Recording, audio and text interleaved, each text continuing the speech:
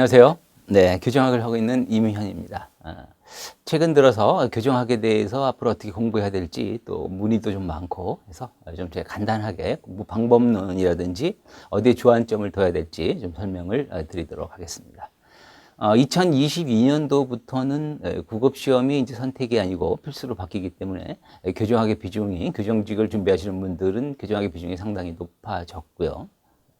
그 다음에 또 7급 같은 경우에는 또 이 교정학의 문제 수가 또 5문제가 더 늘죠. 25문제. 이렇게 이제 출제가 되기 때문에 여러분들은 교정에 대해서 어떻게 준비해야 될지 조금 관심 있거나 또 궁금하신 분들이 상당히 많을 겁니다. 근데 이제 이런 제도가 바뀌면 문제가 어려워지진 않을까 이런 걱정을 하시는 분도 사실은 꽤 많이 들었습니다. 어려워질 수는 있습니다. 선택 과목 체제와 필수 과목 체제. 필수 같은 경우에는 어떤 문제가 나오더라도 동등하게, 그죠? 평가를 받고 다른 어떤 선택 과목에 영향을 받지 않기 때문에. 그래서 어려워질 수도 있긴 하겠지만, 이 교정학의 파트의 어떤 특징이라고 한다면, 기존의 어떤 중요했던 내용들이 갑자기 출제가 안 되고, 세부적인 다른 출제 안 됐던 것들만 골라서 이렇게 내긴 어려워요. 문제의 그동안의 어떤 경향이라든지 여러 가지를 살펴보면 최소한 몇 프로 이상은 출제됐던 내용들이 출제가 되고, 제게 강조드리는 건 뭐냐면 결국은 최근 그동안 쌓여있던 기출의 경향이 가장 중요하다는 뜻이죠. 그래서 기출의 어떤 경향을 통해서 교정학이 어떤 것을 중요시하면서 다루고 있는지를 정확히 파악해내는 거, 이게 첫 번째 여러분들의 과제입니다. 그래서 그게 다 어느 정도 습득이 되고 나면 최소한 내 어떤 기본기는 갖춰졌다라고 볼 수가 있고요. 그 다음으로는 법령의 비중입니다.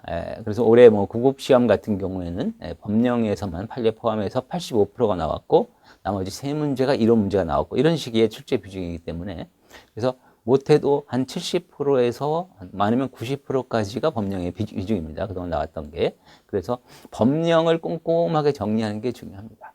특히 법령은 워낙 교정학에서 다루고 있는 법령이 많죠.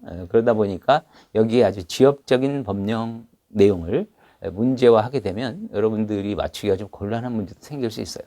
그래서 제가 이제 당부드리는 것은 향후에 법령을 조금 더 철저하고 체계적으로 공부하는 습관을 갖는 게 앞으로의 이 변화된 제도 하에서 조금 더 도움이 되지 않을까 하는 걸 이제 강조드리고 싶습니다. 그래서 일단 기본적으로는 공부라고 그리고 또 가끔 가다가는 저도 이제 요약집이 있지만 요약집 같은 걸 찾는 학생들도 가끔 있습니다. 처음부터 요약집을 붙들고 나 작은 양으로 이렇게 시작할래.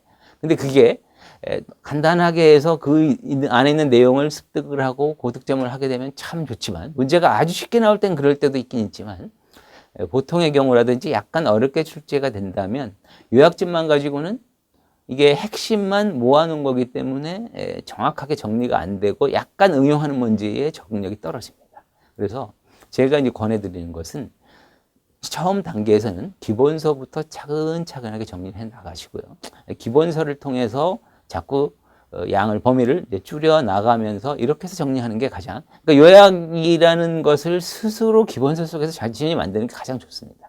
이제 그게 쉽지 않은 분들은 기본서라든지 문제집을 통해서 정리를 어느 정도 하고 마지막 단계에서 요약서를 통해서 그동안 내가 공부했던 것 중에 핵심적인 내용이 어떤 것 좀 부족한 부분이 뭐였는가 이런 거 확인하는 의미로 사용을 해야지 처음부터 요약서를 들고 시작을 하는 것은 조금 어려울 수 있다. 이런 점도 참고로 말씀을 드립니다. 자, 그래서 다시 한번 정리를 하면 교정학의 일단 교정학을 좀 더 파트를 좀 더 얘기를 해보면 교정학 파트와 형사정책 파트가 있거든요. 교정학 파트에서는 형집행 법령이 가장 많은 비중을 차지하고 시험의 출제 비중도 높습니다. 그다음에 그 외에는 수용자 등 호송 규정, 민형 교도소법이라든지 교도관 직무규칙 이런 기타 법령이 몇 가지 있고요. 그다음에 형사정책 파트는 범죄 원인과 현상을 연구하는 그리고 범죄 방지 대책을 연구하는 분야이기 때문에 범죄 현상 원인과 관련해서 수많은 범죄학 이론들이 있어요. 그래서 그 이론에 관해서 한두 문제 정도 출제가 된다는 거죠. 그 양에 비하면, 그러니까 공부해야 될 양에 비하면 출제 비중은 상대적으로 낮은 편입니다.